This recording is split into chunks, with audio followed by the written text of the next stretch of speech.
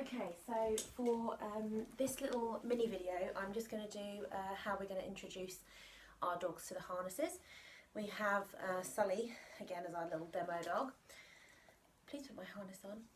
So, sorry, the idea was that I was going to have a new harness for Sully, but I don't. So what I'm using is a detach harness. And the end result we're going to want is that I can put my hand out and say, head in. And he pushes his head through so that I can drop it back and comfortably clip it up onto him before moving off to put either his lead on or to leave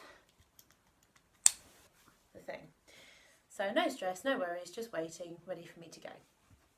And obviously being able to take it off without any major concerns. So I'm going to start this as if Sully is absolutely petrified of the harness, which clearly he's not. So this will whip through pretty quickly with him, but with your own dogs at home, depending on where they're starting and how long it takes them to progress, will really depend on what you see. So the first stage is I'm not going to have the harness in my hand in their view, because that in itself can be quite scary, because the harness is a nothing item until you pick it up. So the first thing I'm going to do is leave my harness in the middle of the floor. I'm going to send Sully out. I'm not actually going to shut the door because I'm too lazy for that. Out. Just remind him of his threshold training. I'm going to put a couple of treats in and around the harness. The dog shouldn't see you do this because I don't want you anywhere near the harness to start with, and there's just 3 or 4 treats. Okay, Sully, in. And then let him go and investigate those treats.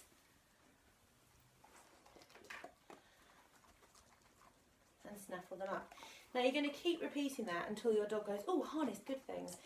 And when therefore they've eaten their treats and they're just snooping around the harness, perhaps they look at it, we're going to mark that again by throwing something down. You can click at that point if you want to, but I just want to reward every time he looks at that harness. Even more so if he pushes it. So there.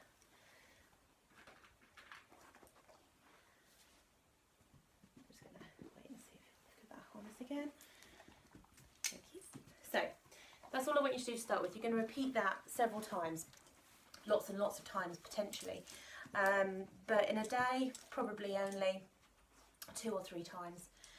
The next stage is being able to hold it. So if I hold it and I put some food near it, starting off with the other hand and moving that hand closer. So I'm holding it, it's not engaged with you, my hand's over here. So I've got the harness and I'm just going to reward that. Harness, reward that. He's like, this is an easy game, Mum. Then we want him to start looking to the harness and finding the harness. So we're going to start letting him nose at it, and then the food's going to come really close to the harness at that point, but really only once your dog is very, very comfortable. So I have my piece of food, but I need you to look at the harness. We look at the harness and then we get the food. Now, here's what I want to talk to you about harnesses. The easiest harness I've found... Sally, you're not being very helpful. Can you go over there? Can you go away for a minute? Over there, and then just lie down. Just give me a second. So the easiest harness I found with dogs that are not sure about harnesses is the T-touch, simply because, if I come a bit closer, you can see that there are 2 clips at the front, and then as you go around to the back, there are 2 clips again. So basically the harness will totally and utterly detach. So the only bit you initially have to work with is this little bit lying on their front, and then we can desensitize the clips, which is coming in next. So what I'd like to see is to Sully start brushing up against, in a better position, Sully to start brushing up against that harness and being interested in that harness being on, being able to move that harness on their back without it being clipped up in any way. If he wants to remove himself from the situation, he can just walk off. He won't, because there's duck and fish involved, but I want to be able to put that literally wherever I want to on his body. Bearing in mind that you might be a bit clumsy, so you can put it around the ears and roughly on the neck, but not obviously hard, just roughly. We're then going to start building up that we're going to desensitize any clips. So, in order to get this to stay on your dog, I know, then you're going to need to desensitize clips. So that will mean, I should have stayed up here, putting the clip piece, can you see that all right, into the locker bit, and that clip noise. Now that can be quite terrifying to noise-phobic dogs. it can be quite scary because it could have an item where they remember it being clipped and kind of catching hair or something. So this is quite a big stage, and most harnesses will have a clip like this somewhere. So we're going to just click, reward, reset. Did you drop it? I think it went there. And again, click, reward. To start with, you want to have that quite a way away from your dog. Perhaps you want to be right over here with it, out of their way. Eventually you want to be able to clip it near their ears, because that's where the clip's going to happen. And that's one of the reasons that the noise phobic dogs can be so worried about it. So we'll start as small as possible by clipping the clip well away from the dog. The next stage we're going to move on to, and I might have to just show you around how I am with you here, is really similar to how we train muzzle. So what I'm going to do is have my harness out, facing so that he offers to put his nose in, and I'm just going to ask that happens, just that he puts his nose in and pushes it in quite well himself, so he has to really push into it. Maybe allow him a little bit of pressure as it falls back to his neck.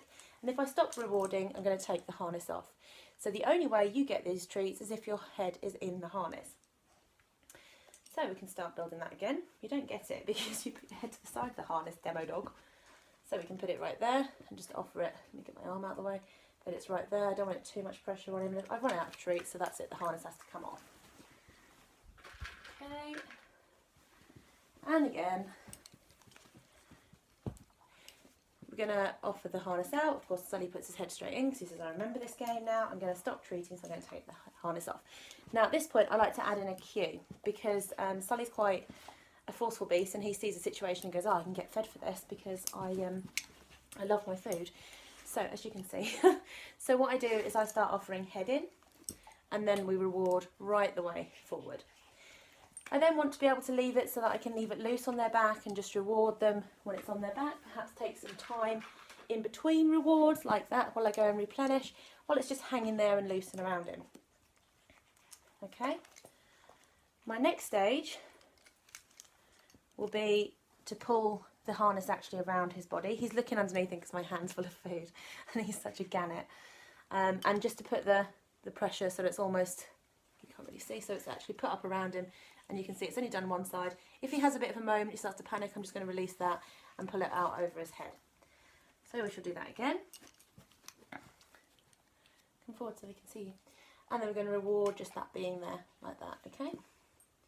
Your next stage, of course, having desensitised your clip really, really well, you're going to start being a pain. You wouldn't think he's just been fed, would you? I've totally forgot I was doing this and then fed him. And so I'm going to start being able to come forward so they can see you. Is being able to clip and then reward. Did you see it? Jojo. And then again, clip and reward. And I want to make sure that that's a nice fit. I want to make sure there's no pinchy bits in there. The T-touch harnesses and the front D-ring harnesses will sit quite a lot further forward. Basically, your dog's shoulder blade will pretty much sit in there. The further back it is, the less control you have. So we want it somewhere up around their shoulders. So although this looks like it's a very small harness on him, it is the right fit. So that's what I want to see, that the dog is comfortable throughout, that the dog is interested in what you're doing and keen to carry on, and that you take everything really slowly. I certainly would be unlikely to do this with a dog that's just met a harness, to be just throwing it on that way. I want to make sure that I've desensitised the harness. Some people like to put the harness near their food source, so perhaps near the water bowl or near the food bowl. My concern with that is with stainless steel bowls. No, darling. Yeah, I know. Was that a hand touch? There's a stainless steel bowls. Yes, I see you hand touching, but you're not getting the food right now. With the stainless steel bowls, all of these metal rings and stuff will start to ping and clatter on the bowls. So I don't want them to get scared of their food bowls from this. I also think that if the harness is that aversive, they may actually go through a temporary anorexia, and I certainly don't want to make them not want to eat because of a harness. So the harness is best left off in the most comfortable places. So if, like my dogs, they're mostly in the living room with you and spend most of the day with you, then basically wherever you are is fine for the harness. and you'd build that up so that you can get closer and closer to the harness. Perhaps as you walk past the harness you throw something down, in a similar method that we'd use to resource guarding. Me passing this thing or being near this thing is actually a positive thing and not something to be scared of. Anyway, I'm really conscious this has gone over 10 minutes. It's supposed to be a real quick one, so hopefully I haven't waffled too much and some of that makes sense. Thanks.